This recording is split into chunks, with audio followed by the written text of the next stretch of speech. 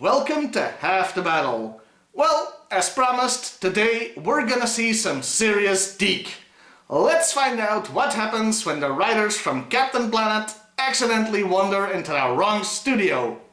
This is the Sludge Factor.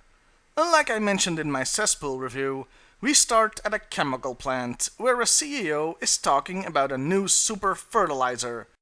Cobra is there because... well, I'll let the commander himself explain it. Why should we let you end world hunger when Cobra can make a fortune from creating more of it? Prepare detonation devices. Oh, Commander, you and your zany schemes. So, as I've already said, Cobra attacks, leading to a reenactment of the birth of the Joker from Tim Burton's Batman. Meanwhile, the Commander shows himself. And, you know what? I have to wonder how he could move his lips while wearing a mask underneath a freaking mask. By the way, at least one of the toys of Cobra Commander has him wear a mask underneath his hood. So, in this case, we've got the inception of masks going on. Anyway, the plant blows up and the Joes investigate. Listen to that. Enough toxins to wipe out an entire army. Forget a cleanup. We'll have to seal this place off for the next 1,000 years. What? It was a chemical explosion, not a nuclear one. So, no, it wouldn't take 1,000 years. And also, why is that detector making a noise like a Geiger counter? I could just replace the scene with a picture of Calvin pissing on science, and we'd get the same result. They find no trace of the CEO, but do discover his fertilizer was poison. Check this out. The fertilizer is poison. Then, for a few months, nothing interesting happens in the GIJoe universe. No, really. The next scene is set months later with Flint and Clean Sweep watching their own cartoon? I mean, they can play it off as footage from the incident, but then who was videotaping it? We never saw anybody. So, yeah, they're watching the cartoon episode they're in. Damn it! I made my Inception joke too soon. Better go to the old standby.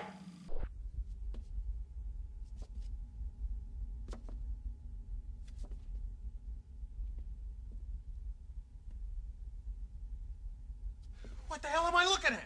Their base suddenly comes under attack by tanks and troops spraying something highly corrosive. Cesspool shows up saying he wants the two alive, because apparently this huge base has just 2 people in it. Meanwhile, Cobra Commander is doing his own thing. Warning! This ship will be engulfed in 5 minutes! Abandon ship! This is your last warning! Stealing some freighters wholesale. There's enough grain in these freighters to feed all of Europe. No, there really isn't enough there to feed the whole of Europe.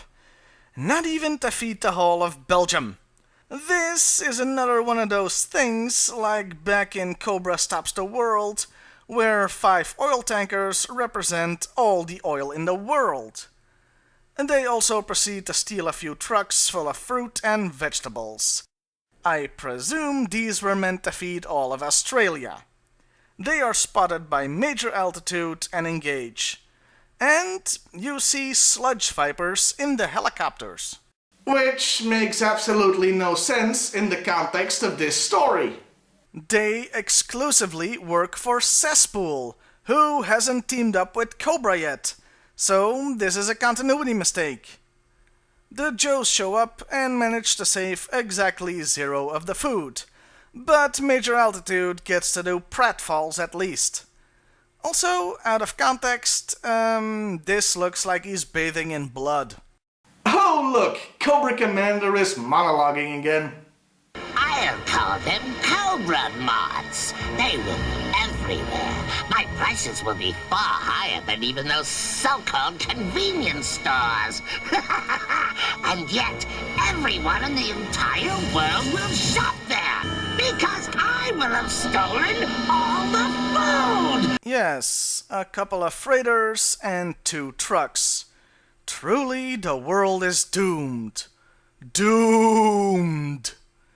Flint and Cleansweep, having been captured and brought to Cesspool's base of operations, a junkyard, come face to face with the guy. And, like I mentioned before, he's got a giant Cobra logo on his chest, even though he is in no way affiliated with Cobra at that point. Who are you, anyway? It's the CEO from the beginning! I mean, a 3-year-old could have figured that one out!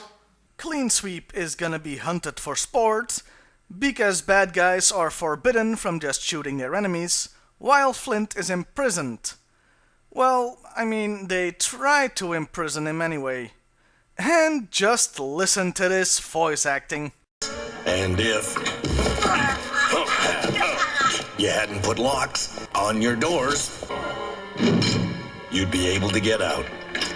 But you did, so you can't. So, goodbye.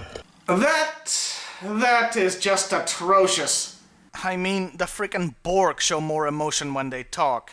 This is on par with the voiceovers of my first few videos. So, Cleansweep begins his death race, picking up Flint along the way, but things don't go well for them. They end up in a car crusher. A non-lethal car crusher, I might add. No, really! They in fact take great care to point this out. Don't worry, though. I modified the car crusher so it won't squash you completely. But it will encase you in a prison from which it will be very hard to escape. Look, we all know nobody dies in the cartoon, but usually they are at least in mortal danger. Here, they even take that factor out. Fortunately for them, the sludge eats through the machine so they can escape.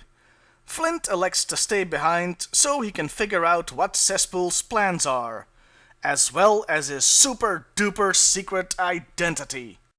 Someone's got to find out who this guy is. It's the CEO! Anyway, the next stage in Cesspool's plan involves attacking Cobra's secret base in a dormant volcano. How the hell he knew where Cobra's secret base was, I have no freaking idea. Cobra Commander gets back and is confronted by the guy. And we get another line that's right up there in the top 10, people. Put down your puny little lasers. What do you mean? Nothing is more deadly than the awesome power of my lasers. Yeah, those oh-so-deadly lasers that never ever shoot anybody. I'd almost think that this was an in-joke and a self-aware reference, but I very much doubt that Deke was clever enough for that. After demonstrating the sludge is more powerful than lasers, though if you ask me, he could have fired runny mashed potatoes and they'd still be more powerful than GIJoe lasers, the commander agrees to an alliance.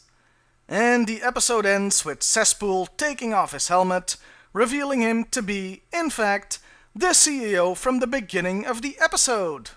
This should only be a surprise to you if you spent the last 15 years drinking paint thinner laced with meth.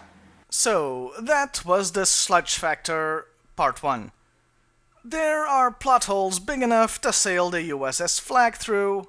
They treat Cesspool's reveal like some huge plot twist that just isn't there, and the voice acting is the worst I've ever heard this side of Guardsey's Wing. Speaking of voice acting, when Cesspool has his helmet on, they make his voice sound different, presumably to not ruin the huge surprise at the end. But all it does is make the dialogue more difficult to understand. I won't comment any further on the story, or give you my conclusion right now, since this was a two-parter. So tune in next time for part 2 and find out how I felt about the Sludge Factor. Though, just between you, me, and the lamppost, I don't think I'm gonna like it very much.